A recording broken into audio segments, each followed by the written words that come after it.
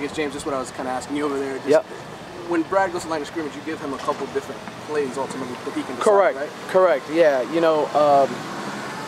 So he has options when he gets in there on what's the best play from the packages that we have. So again, they're as good as they're executed. Mm-hmm. So he might have the right play call on. If we get beat somewhere down the line, then it's not going to look like the right play call. Mm-hmm. You guys still play ball, and ultimately it's my fault, and it's on me if the play isn't executed right. I'll coach it better. The coaches will coach it better, and we'll continue to get it perfect. Yeah. So. Well, I was gonna say, for instance, the 3rd and 7 call. Yes, on at the end of that game. Yeah. But it was on the 7. On the correct. 7, right? It was 3rd and 5. Yeah. Right. It wasn't go, so we just needed to get 5 yards in the deal, and they came out in cover 2 in the red zone, which,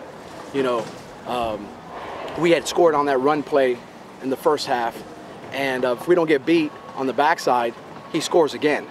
So if you look at it on video and you say to yourself, well, was this a good call where there are 2 high safeties inside the 10, and they're trying to take away the pass, and you get the run. If you execute it, then it's a score again. But you got to watch it again to figure it out. You can't just come to a determination as a coach.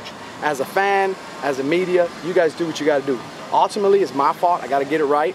Execution is part of the job. So, that's on me. What should have happened on that play? I guess he checked to the run, right? That's what. Correct. Okay. So check to the run. The 2 high safeties were back. We ran a zone concept to the front side with the backside tight end, with the front side tight end cutting on the backside, and we missed a key block on the deal. We'll get that right. Yeah, James, the 3rd. I'm sure you want to. That's who got the running back. Otherwise, everybody else was running to the end zone. If you watch it, everybody else looked pretty good on that side. The 3rd downs. I mean, I know you evaluated them and all that.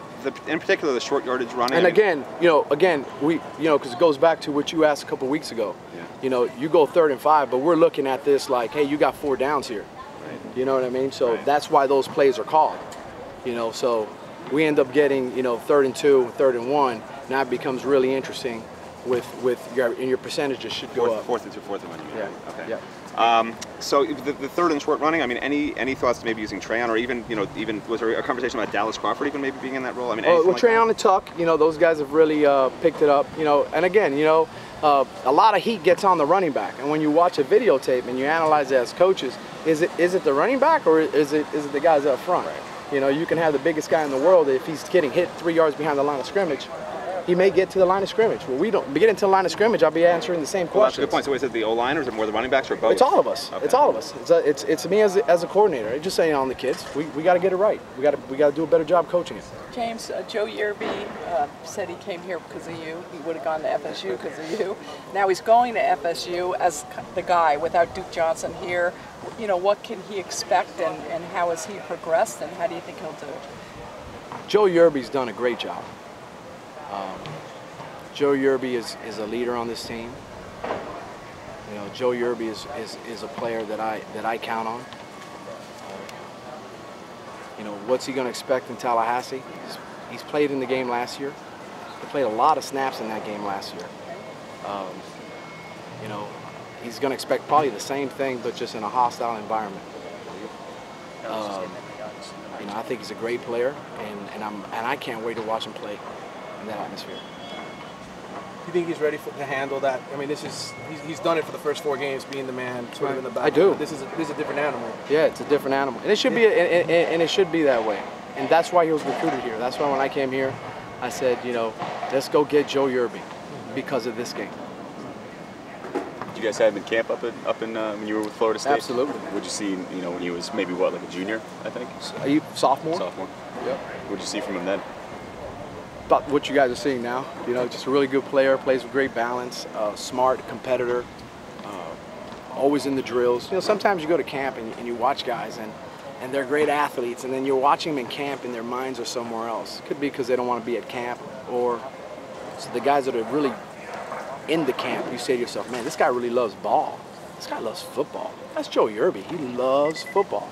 He's not a guy you're going to find in a meeting dozing off, or, you don't have to say, hey, stand up, or hey, look at me.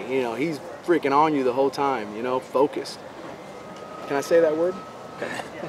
I know you guys like to rotate running backs. Yeah. Do you feel like Joe can handle 20+ carries a game? I do. I really do.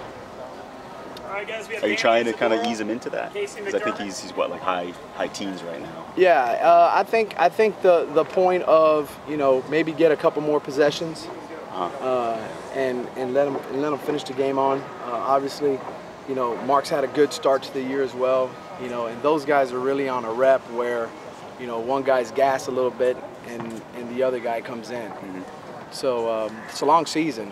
So we definitely have to keep those guys in the rotation. And guys that really stepped up this week is Trey on Gray. It's hot out here. And Walter Tucker. They really progressed this week.